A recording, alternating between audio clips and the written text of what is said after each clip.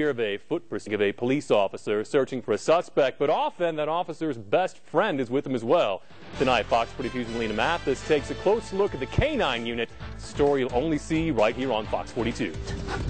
Duke is the 6-year-old Belgian Malinois that spends his day searching cars, looking for narcotics passing through Nebraska on the interstate. Do they know their drugs? No, they're a dog.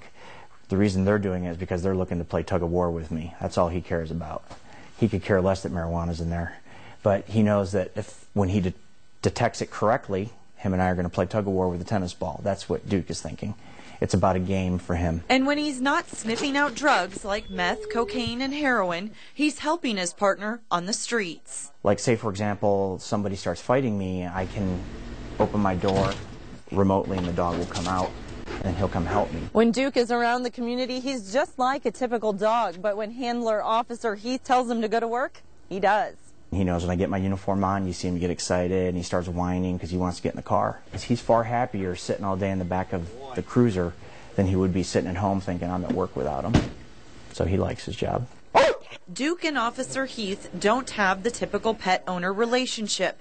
He's not treated like other dogs. He's a police canine, and the two are partners working against crime. I don't treat him like I treat my other dog.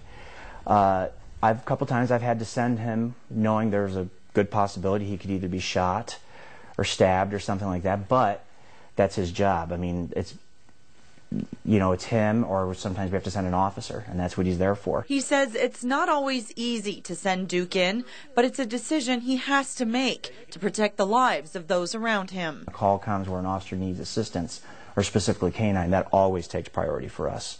Period. End of story. And there's never any argument on that, because that's what they're there for. Putting their life on the line for their partner every day. As a police officer, my goal has been, no matter my job, is to get home safely to my family. Melina Mathis, Fox 42 News.